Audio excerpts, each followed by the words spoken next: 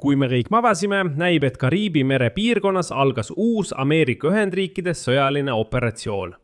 Donald Trumpi administratsioon esitas süüdistuse endisele Kuuba presidendile Raul Castrole seoses tema rolliga 2 tsiviillennuki allatulistamises juba 1996 aastal, mille tagajärjel hukkusid ameeriklased.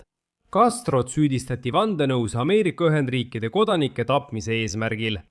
Ja nüüd kinnitavad juristid ja sõjaväelased, et see on lihtsalt ettekääne sõjalise operatsiooni alustamiseks Kuuba vastu, sarnaselt sellele, mis toimus Venezuelas käesoleva aasta jaanuaris. Samal ajal, samal päeval jõudis USA mereväe lennukikandja löögigrupp Kariibi merele ja võttis Kuuba sihikule.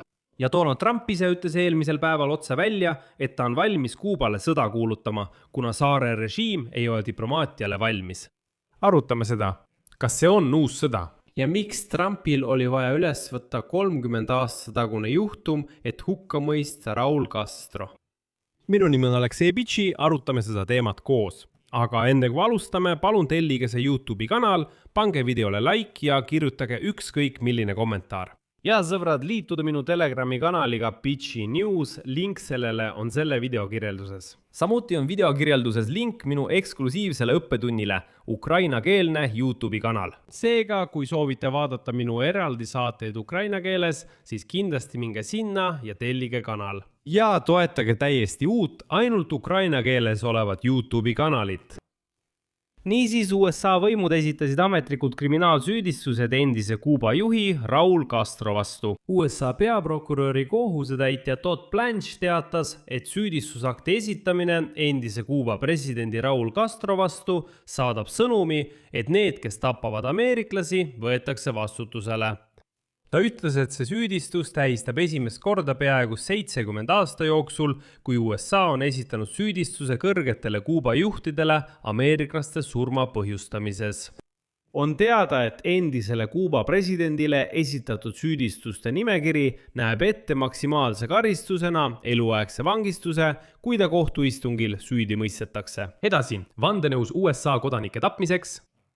Praegune Kuuba president Miguel Díaz-Canel on juba teatanud, et USA poolt tema eelkäija Raul Castro vastu esitatud süüdistus on, tsiteerin, poliitiline manööver, millel puudub igasugune õiguslik alus ja mille eesmärk on õigustada USA agressiooni tema riigi vastu. Edasi sõna-sõnalt Miguel Díaz-Caneli avaldus.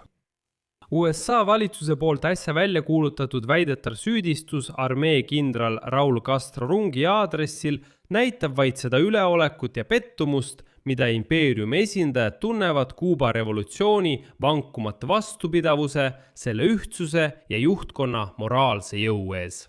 USA valetab 1996.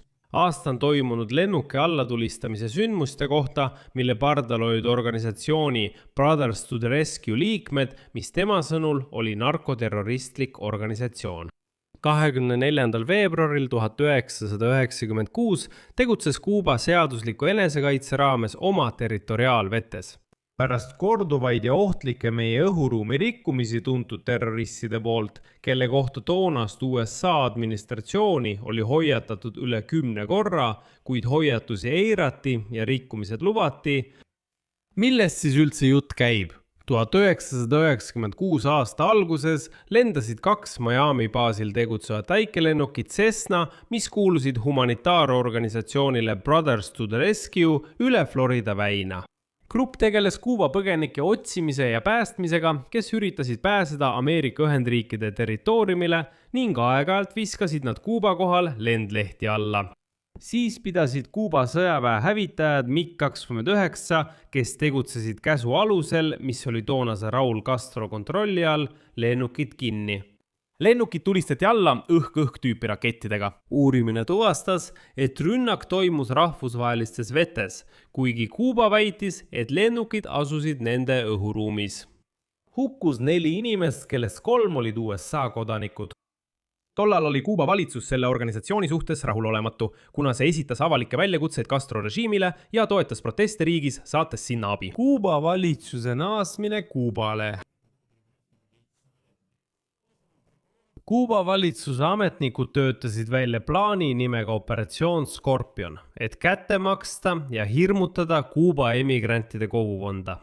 Süüdistuses väidetakse, et Kuuba valitsus eesotsas Castroga sokutas spioone organisatsiooni vennad päästmiseks ridadesse ning prokuratuuri andmetel andis just Castro käsu. Käsk tulistada alla tsiviillennukid, olles täielikult teadlik, kes pardal viibivad.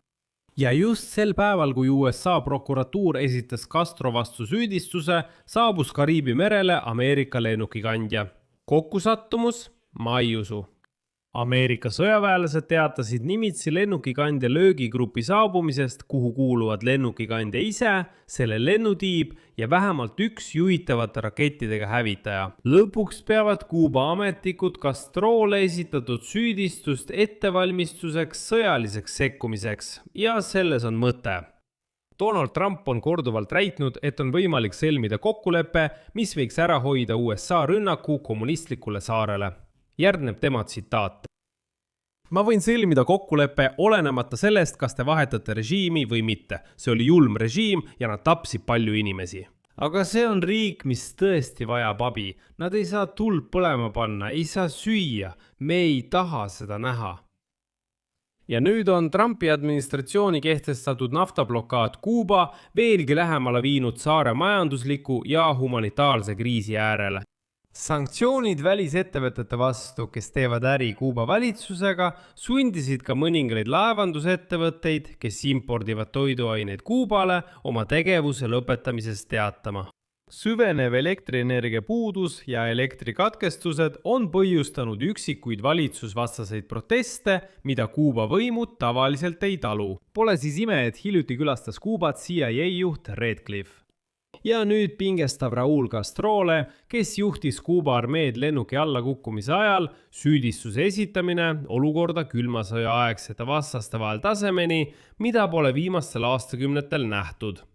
Need süüdistused loovad aluse võimalikuks USA sõjaliseks operatsiooniks tema väljaandmiseks, nagu see juhtus Nicolas Maduroga Venezuelast, kes muide on Kuuba lähedane liitlane.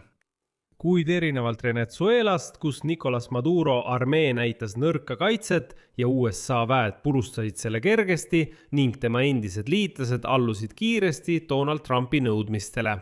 Tõenäoliselt reageerivad Castro pooldajad palju agressiivsemalt.